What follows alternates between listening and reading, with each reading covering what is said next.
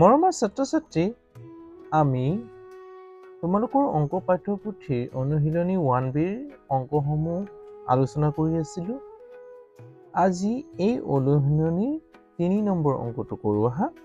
3 number অংকটো কৰিবলৈ কোৱা হৈছে তলৰ সংখ্যাবোৰ অৰ্ধক্ৰমত সজোৱা। অৰ্ধক্ৰম মানে হৈছে ডাঙৰৰ পৰা সৰুলৈ, ক্ৰমান্বয়ে ডাঙৰৰ পৰা সৰুলৈ। প্ৰথম ডাঙৰটো লিখিম, তাৰপিছত অলপ সৰু, অলপ সৰু, অলপ সৰু, ক্ৰমান্বয়ে সৰুলৈ যাব। আমি ঊৰ্ধ্বক্ৰমত সজাওঁতে শিকিছিলোঁ যে কেনেকৈ আমি সংখ্যাটো বহু অংকযুক্ত সংখ্যাটো কোনটো ডাঙৰ কোনটো সৰু নিৰ্ণয় কৰিবলৈ আমি শিকিছিলোঁ। যদি সেই ভিডিঅ'টো নাইছো তেতিয়া চাবা, তেতিয়া গম পাবা। আজি আমি 3 নম্বৰৰ এই অৰ্ধক্ৰমত কেনেকৈ সজাব পাৰি তাক শিকোঁ আহা। এ নম্বৰ সমাধান। প্ৰথমতে চাবা যে সংখ্যাকেইটা অংককেইটা হিচাপ কৰিবা, কিমান অংকযুক্ত সংখ্যা। এতিয়া ইয়াত প্ৰথম 1 2 3 4 5 6 ছটা আছে। 1 2 3 4 5 পাঁচটা, ছটা, পাঁচটাটো সৰু হ'ব, হয় নহয়? 1 2 3 4 5 6 ইয়াতো ছটা আছে। 1 2 3 4 5 দুটা পাঁচটা পালো। 1 2 3 4 5 6 ইয়াতো ছটা পালো। এতিয়া ছটা, এটা, দুটা, তিনিটা 6 অংকযুক্ত সংখ্যা, হয় নহয়? এই তিনিটা অংকৰ ফালৰ পৰা সংখ্যা তিনিটা সমান। কিন্তু এতিয়া চাম আমি আগত থকা সংখ্যাটো 6 অংকযুক্ত সংখ্যাৰ আগত থকা সংখ্যাটো যিটো ডাঙৰ সেইটো আমি ইয়াত বহাম। এতিয়া ইয়াত 4 আছে, ইয়াত কি আছে 5 আছে, ইয়াত কিমান আছে 8 আছে। এই তিনিটাই 6 অংকযুক্ত সংখ্যা। গতিকে এই 8 থকা সংখ্যাটো কি হ'ব? ডাঙৰ হ'ব। গতিকে তাক আগত লিখিম। আমি অৰ্ধক্ৰমত প্ৰথমতে ডাঙৰটো আগত লিখিবলৈ লাগিব 1 2 3 4 5 1 2 3 4 5 এইটো ডাঙৰ, গতিকে গ্ৰেটাৰ দেন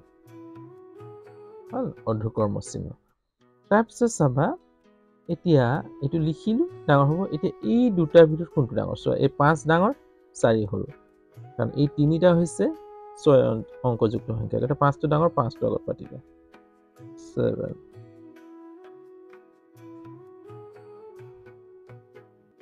গ্ৰেটাৰ দেন চিহ্ন। তাৰপিছত এইটো আহিব, হয় নহয়?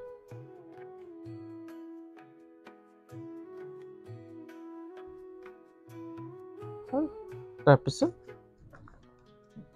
গ্ৰেটাৰ দেন চিহ্ন। তাৰপিছত চোৱা, এইটো আৰু এইটো 5 অংকযুক্ত সংখ্যা নহয়? হয়, ইয়াতো 7 আছে, ইয়াতো 7 আছে, গতিকে দুটা সমান। ইয়াত 9 আছে, ইয়াত কিমান আছে? 0 আছে। তাৰমানে এই 9 থকাটো ডাঙৰ হ'ব। 79 94 3। তাৰপিছত কি থাকি যায়? 7 0 3 4 9। এইটো হৈছে আমি অৰ্ধক্ৰমত সজালো। হ'ব। এতিয়া বি নম্বৰটো চোৱা।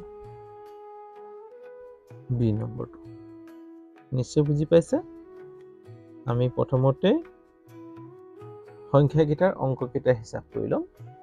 তাৰপিছত অংককেইটা হিচাপ কৰাৰ পিছত য'ত অংককেইটা যিমান ডাঙৰ হ'ব, অৰ্থাৎ সংখ্যাটোত যেইটা অংক থাকিব সেই অংককেইটা যদি পাছৰ অংকটোকৈ বেছি হয় ডাঙৰ হ'ব আৰু কম হ'লে সৰু হ'ব। তাৰমানে প্ৰথমতে আমি সংখ্যাকেইটাৰ অংককেইটা হিচাপ কৰি ল'ম, কেই অংকযুক্ত সংখ্যা। ঠিক তেনেদৰে এতিয়া বি নম্বৰটো চাই লওঁচোন। 1 2 3 4 5 6 7 8 8 অংকযুক্ত, হয় নহয়?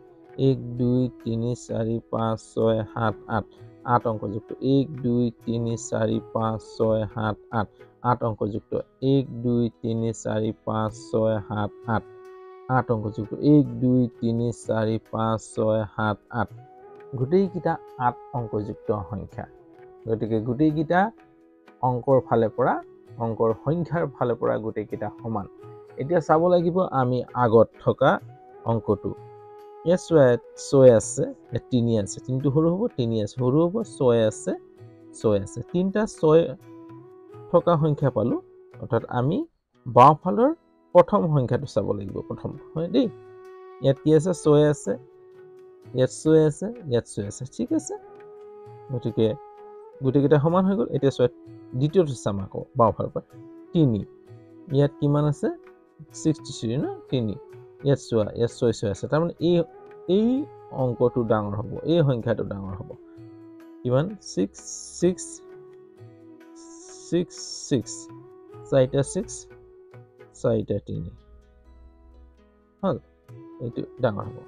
তাৰপিছত কোনটো আহিব চাবা, এতিয়া 6 ডাবল 3 আছে ন, ইয়াত চোৱা 6 3 6 3 বুজিছে, ইয়াত 6 আছে, ইয়াত 3 আছে, তাৰমানে এইটো ডাঙৰ হ'ব, 63 63 63 63 63 63 63 আছে।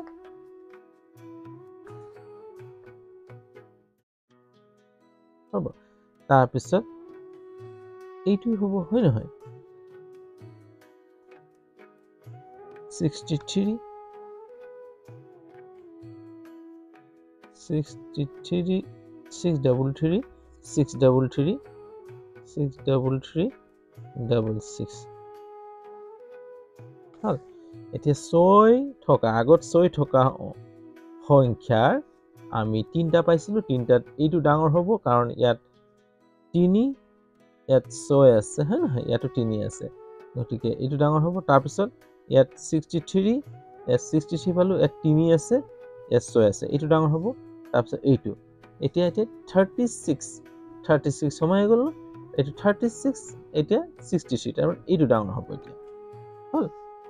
তিনি দুটা সমান, গতিকে এইটো ডাঙৰ হ'ব, 36 63 আছে, হয় কি নহয়, ইয়াত প্ৰথমতে তিনি সমান হৈ গ'ল, ইয়াত 6 সমান হৈ গ'ল, কিন্তু ইয়াত তিনি, ইয়াত 6 আছে, তাৰমানে এইটো ডাঙৰ হ'ব, 63 66 33, হ'ল। তাৰপিছত আমি এইটো পাতি দিম, 36 36 36 36, হ'ল। আমি এই ধৰণে পাতিলোঁ।